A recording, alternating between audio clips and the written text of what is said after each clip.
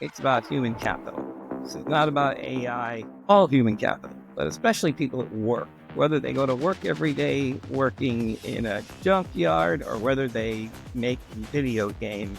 When I was doing it in 2003, it was 8-10 billion. Now, bigger than film, bigger than music, bigger than TV and streaming and any other form of entertainment. If they are a team trying to get funding for their company, they have to go in with something that really differentiates them. We're going to be part of the solution. We're going to create tools.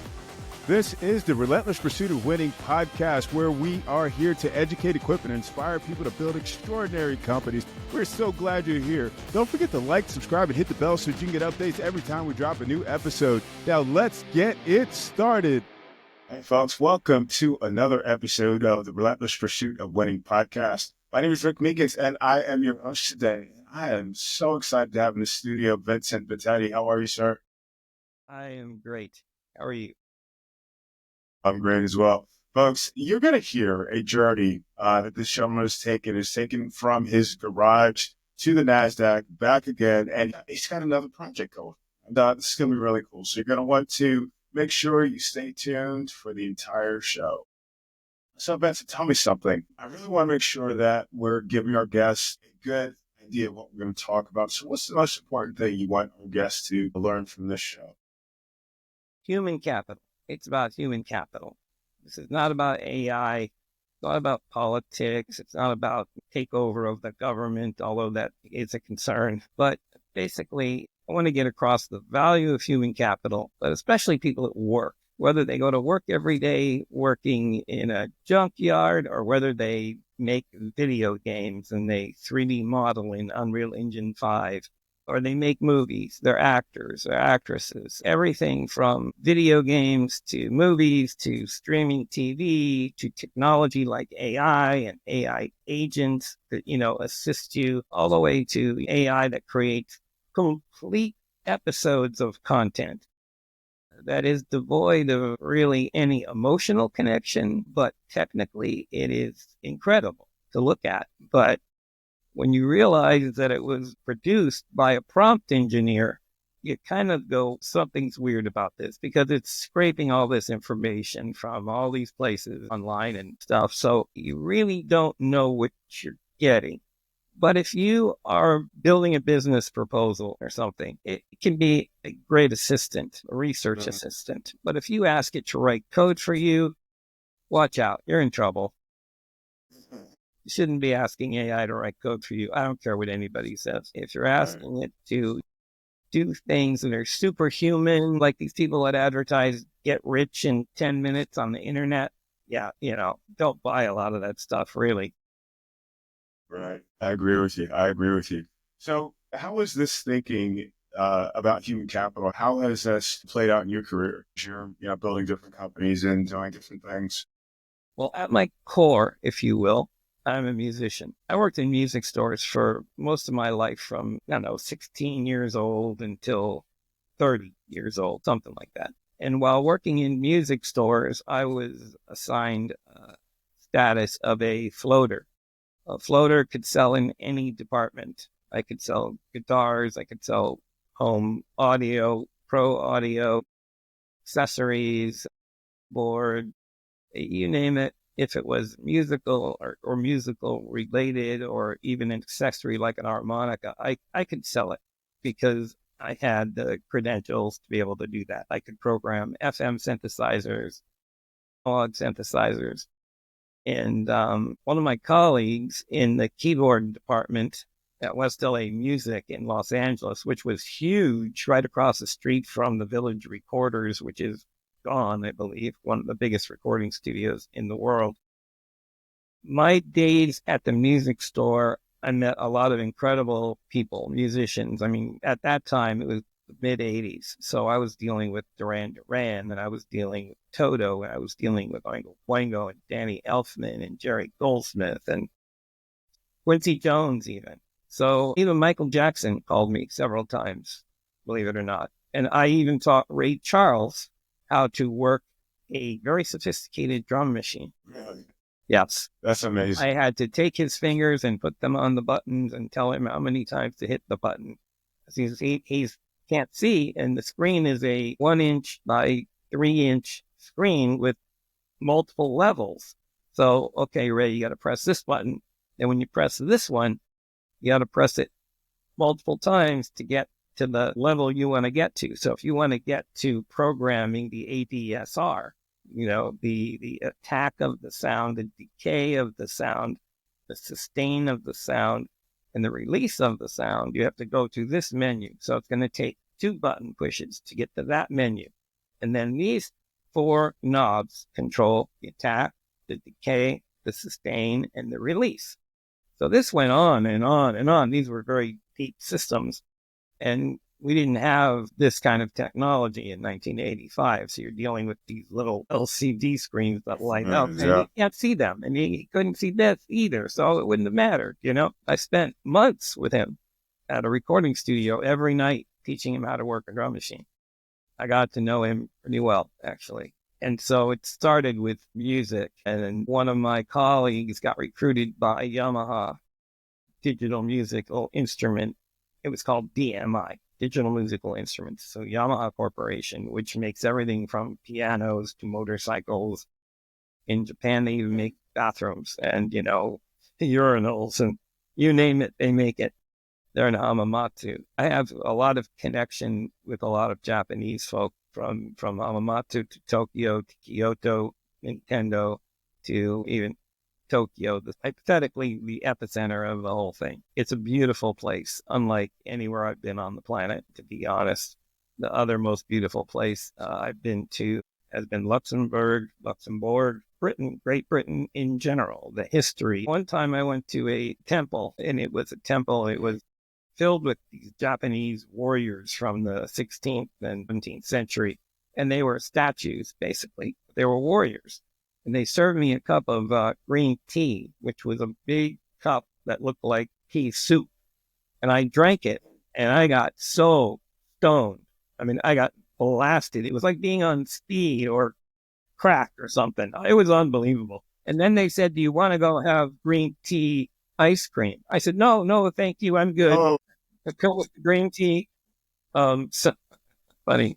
You learn a lot, that direct communication, emotional attachment with people. Nothing beats it. I mean, you and I have an emotional attachment because we met online. And yes, there's a lot we can do, but it's different than me going to you, going to lunch or going to your house for dinner. It's different, but we're getting there. Yeah, that is 100% true. One of the things I was thinking about doing with the podcast is actually doing some in-person episodes. So next time I have you on, probably face-to-face. That would be great.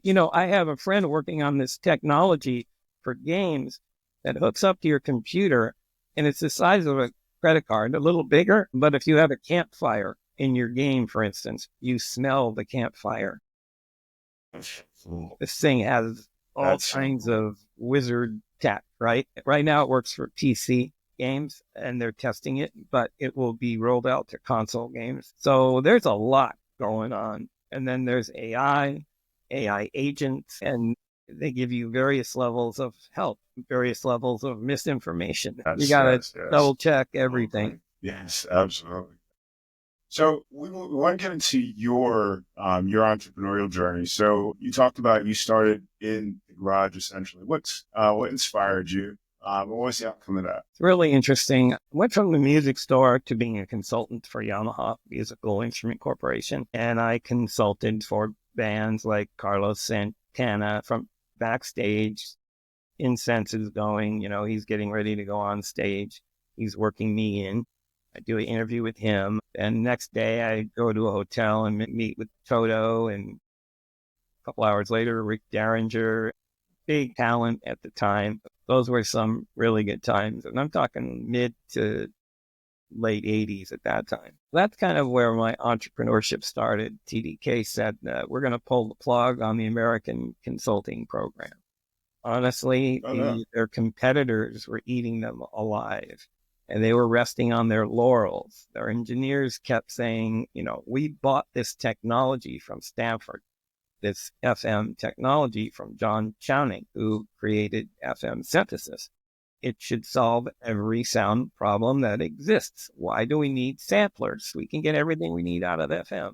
They were drinking their own Kool-Aid, and they had spent a lot of money on owning his technology. So eventually they had to come out with samplers where you could sample every, octave on a piano and be able to recreate a real grand piano and then assign touch, sensitivity, decay, everything that a piano would have. And this has just gotten better over the years. Now every note is sampled because memory is not an issue.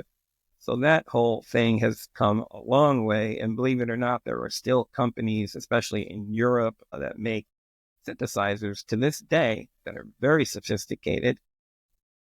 And some of the sounds, I thought there was a flying saucer over my house, just sitting there, Other sounds, I was waiting for the aliens to walk in my door. And so it's just endless. So I learned a lot of stuff, and it all began with sound for me. And then it moved video as video codecs were developed first, I believe, by Apple with MP4s. And it's funny, I've always used some form of internet to do a lot of research and in-person research. And in the late 80s, there was only the bulletin board system, which was academia and military essentially, but they rolled it out to the public. And so I would use it for research to see what people were doing with pop culture. Well, they were trading sounds, Star Trek sounds, Beam Me Up, Scotty, stuff like that. Yes. And with Star Trek, The Simpsons, and Monty Python and the Holy Grail were the top three. I went to Paramount, I went to Fox, whoever had the Monty Python, I don't know, but I went to all three studios. I was a nobody. I went with a floppy disk with the sounds that I had recorded with the Sound Blaster card, because only the Mac could make sounds in 1990. You had to buy a card, a Sound Blaster card, to have your PC make sounds. And so I went in with a mock-up box.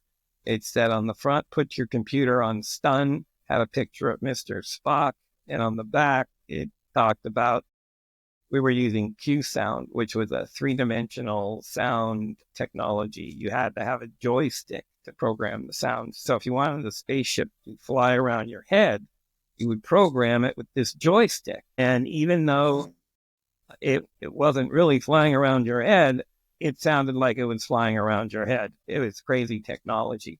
And that CEO went on to become the CEO at Mattel when they got into games. I think he was the CEO at Sega for a while. Maybe it was Atari. I really can't remember.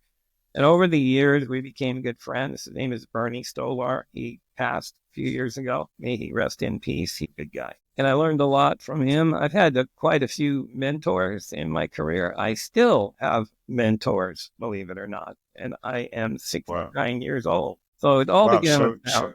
Went from sound, video to children's products. And why children's products? Well, we were all grandfathers, or many of us were grandfathers. I was like 30 and I was a grandfather. My daughter had a child at 17, and if I liked it or didn't like it, I was a grandfather. And so a lot of the other guys were grandfathers too. We decided to make children's software. And I am not just a CEO, I am a creative executive. So I created a product called the Interactive Movie Book. And so it was a book. It was featured on CNN, the Hollywood Minute. They used to have this show, and they featured it. It said, what happens when you combine a book with a movie? Well, let's take a look at SoundSource Interactive's Interactive Movie Book. Let's look at The Secret Garden, a children's favorite, a grandparent's favorite, a parent's favorite. And so it was an interactive book, and you could turn the pages, or it would turn the pages for you. It had two modes, kind of a babysitting mode, if you will, and kind of an interactive mode where the child sat in your lap and he pressed the buttons. There were dictionary hot words. It would read to you. A famous actor would be reading to you. And then I joined the American Reading Association, and I found that a lot of things I didn't know, that 75% of the fourth graders in this country do not understand what they read. They phonically learn how to read, but they don't understand the context. So the video goes back to audio visual, right? The video clued them in to the context. So we would have about 30 seconds to a minute of the video from the movie that would explain the paragraph was just read. And so we had 20 minutes of video in every interactive movie book. And we sold them for $29.95. And then Disney decided to get into the fray with the Lion King storybook. It didn't have any video in it, but it was Disney. They put end caps at every cash register at Best Buy and everywhere else, Walmart. So they bought their market share and they gave a $30 rebate. So who wouldn't buy that, right? Literally, you got the product for free. It was very hard to compete with that. And we were like number 6 or 7 in the top 10 of children's educational software. They called it edutainment. Now, today, if you tried to do that, you would run into all kinds of obstacles, everything from helicopter parents that don't like screen time. They don't care what kind of screen time to, just more rules by the FCC or whoever. Kids' content has to be, they just micromanage it now. You can't have fun making kids' products anymore because they micromanage the whole process and you have barriers to entry. Parents think twice about screen time and stuff. So very hard to get products even placed. But I have moved away from that and I've made over 120 licensed pieces of software. I was probably the first person ever to license anything interactive from Hollywood. My most recent lecture was at USC. They wanted me to lecture a class of 50 master's students in video games. They have a video game business. They have a very prestigious, large video game department at USC. Kind of like their film department, only video games are much bigger than films. How big is the video game industry now? It's approximately 250 billion. When I was doing it in 2003, 4, 5, it was 8 to 10 billion. So not so attractive to investors, even though it was big. But now, bigger than film, it's bigger than music, it's bigger than TV and streaming and any other form of entertainment. It's huge at 250 billion plus. It's expected to go to 350 billion within the next 24 months.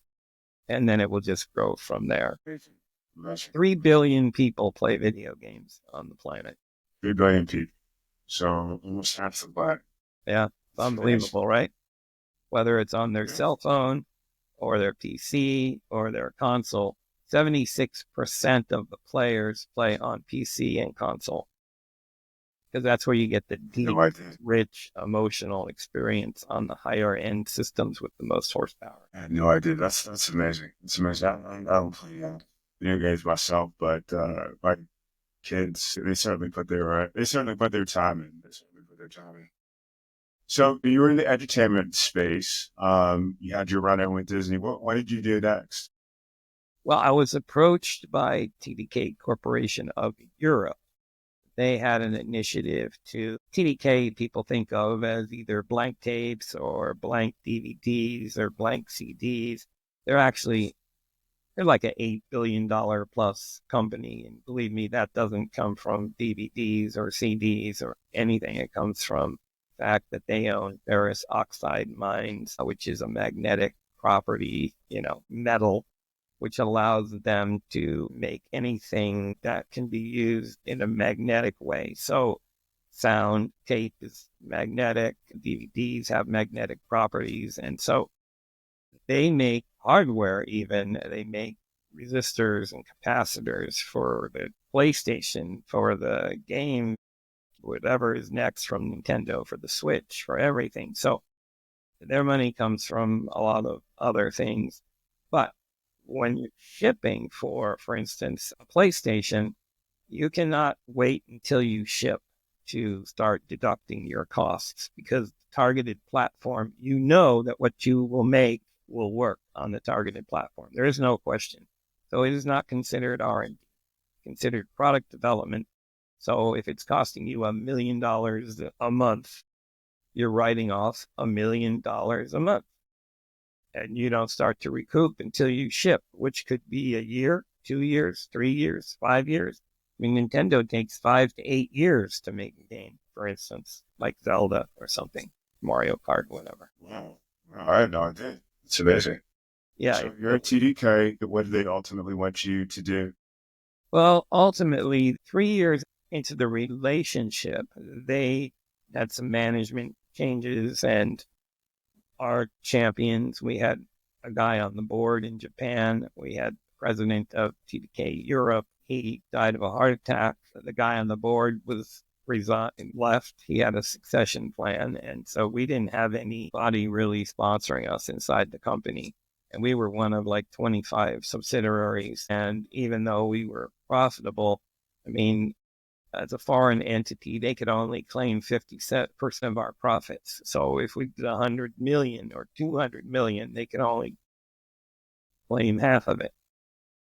That didn't even touch their $8 billion stream. After 9/11, they stopped all airline flights. They laid off 10% of the workforce, which 30,000 people, 10% was 3,000 people were laid off. They cut subsidiaries. We were not cut on that round, but we were cut on the next round. And they could see it coming. These companies do lots of research, and they knew that somewhere between 2007 and 2009, there would be this huge recession in the U.S. And there was. As soon as President Bush announced that we had to save the government, and to do that, we had to do X, Y, and Z. So we're sorry, but your 401k is now slashed in half. Just hold on to it, it'll come back. And indeed, 20 years later, it has come back. The market was 20,000 back then. It's 40,000 plus now.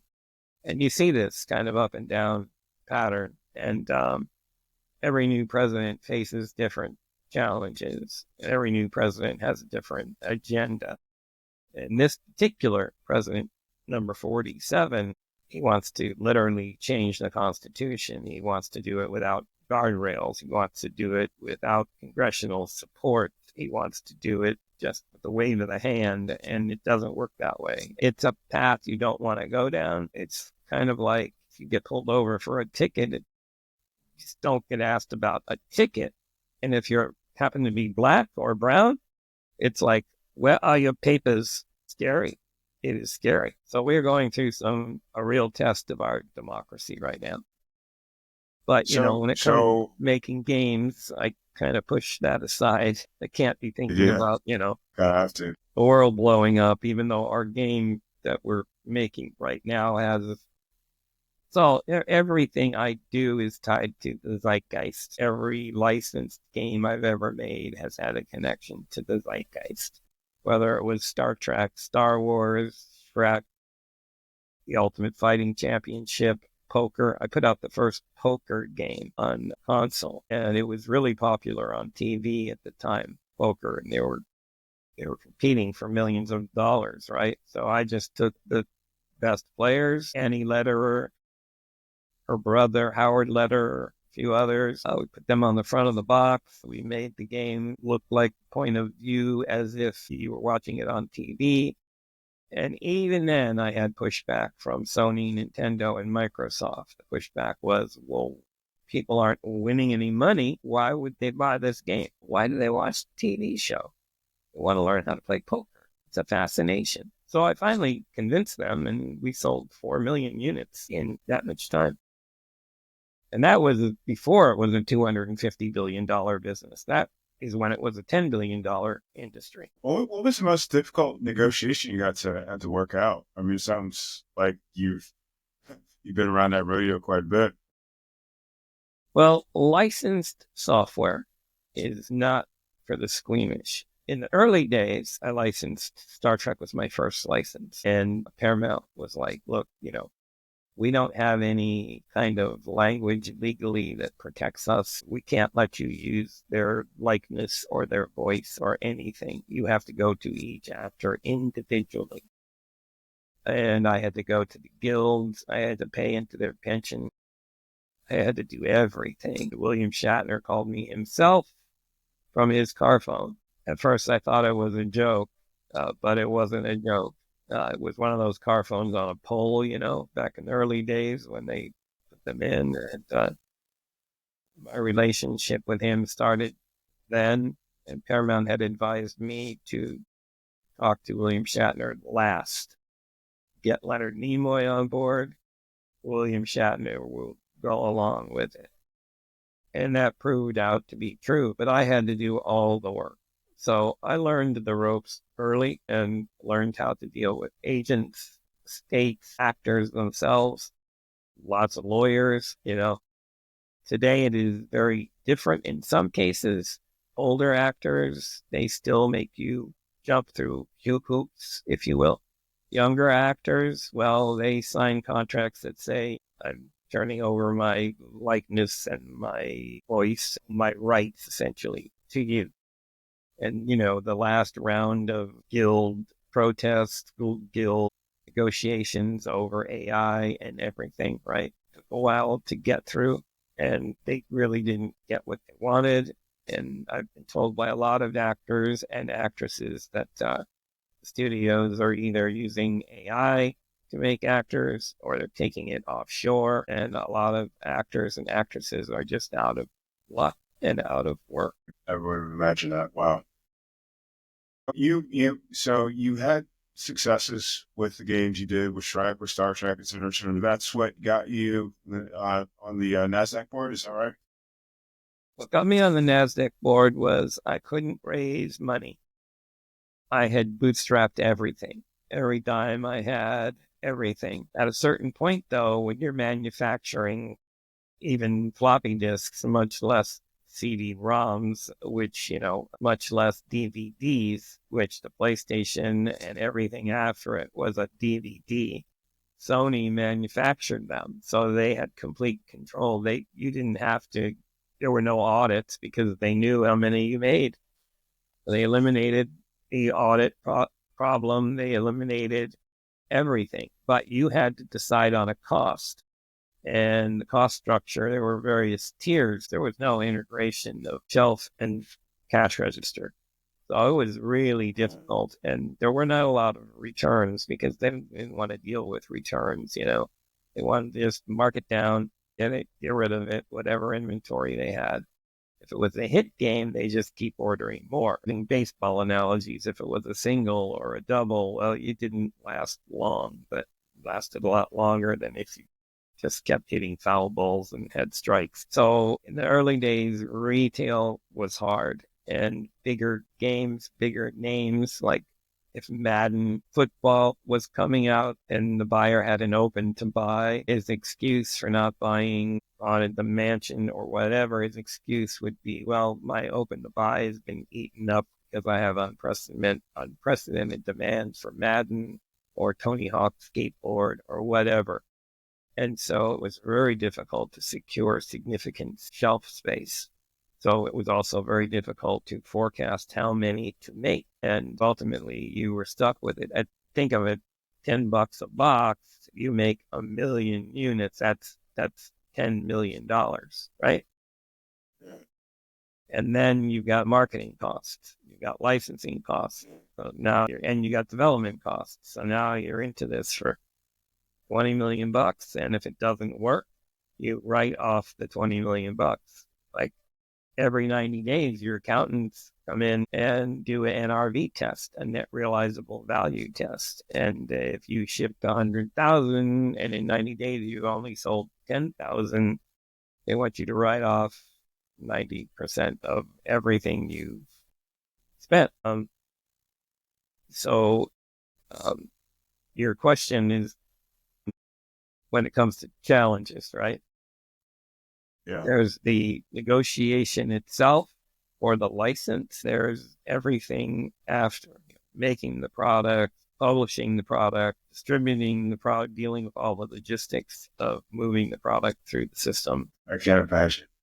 So we're on the NASDAQ, and now you're getting ready to do something new. You want to talk about that? Yes, at some point, after TDK, I like to call it, pulled the plug, I became president of another video game company. And they were really a video game distributor. They would buy last year's titles, or they would buy refurbished PlayStations, and they would sell that stuff. They had a video game division where they made games, and they also would buy last year's versions of games and sell those. So I was in charge of making the new game. And they were a very ultra casual kind of game company. So they did a bowling game, they did a snowboarding game, they did a pinball game, just to give you three. They did a poker game. And they wanted me to get them licenses to attach to all these things. Like I could just snap my fingers. Well, I did get Brunswick bowling. I did get Gottlieb pinball. I did get Jamie Little snowboarding. She was very famous. And I did get the people making millions in poker to be on the box, but I had to make up the name. It was called World Championship Poker because none of the, Bravo and the other channels, ESPN or whoever was broadcasting the poker tournaments, they weren't going to give me a license. It was too early. They were holding out for somebody much bigger, like Electronic Arts, for instance. And Electronic Arts said, well, you're not ready to be licensed. It's too early. But I always took chances on early stuff because I always got in when other people wouldn't. Like the UFC. Nobody wanted the UFC because WWF dominated. Well, I could tell that the UFC in 3 to 5 years would be dominating, or at least one of the dominant players. And my gut instinct turned out to be right. But by that time, 5 years later, TDK had been sold, so I wasn't there to be able to see the evolution of that. And unfortunately, Take-Two, who purchased TDK, did not see the value in the UFC that I saw in the UFC. They didn't see the value in Shrek, and they let it go. They just bought the company to test their games. They didn't really buy their company for what they told their investors. They told their investors on a conference call they're buying the company because Vincent's a genius, and this is a accretive to our business model. It had nothing to do with that.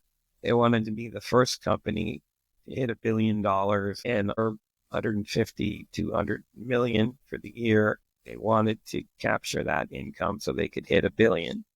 So the deal was taking longer than it should have to close because every license had to be transferred. And that came sometimes, most of the time, with a cost. And they didn't want to pay the cost. And so they didn't want to pay to license Shrek. And so they gave up Shrek. The crown jewel, they gave up like morons. Sorry to say. But they also didn't pay a lot of the developers that were working on projects, and they got sued by developers. It was a mess. I remember the CEO coming into my office the day the deal closed, and it was interesting because I would not accept their contract. They gave me an employment agreement. Well, I already had an employment agreement with TDK that had 2 years left on it. We're talking about almost $1 million. And the Take-Two agreement that they put under my nose said they could terminate me for any reason at any time. And I said, that's not even normal. I said, you need a clause that says that I embezzled money or I committed a felony or something. And they wouldn't change it. And so I wouldn't do it. They said, well, you don't trust us. I said, I don't trust anybody. Sorry. So they got very upset with me. They dropped to the condition of me being the CEO. And the day the deal closed, their new CEO at the time came in and showed me all these pictures. He was showing me these photographs of his sorority brothers, And I said, look, Jeff, just pay me. He goes, really? That easy? I just have to pay you? You're not going to fight this? I said, no, I'm not going to fight this. Just pay me. They were supposed to pay me right then, right there. Took me 2 years to get paid. And they paid me by the month. And the only reason I even got paid, I truly believe, is that they kept my VP of HR and my VP of operations.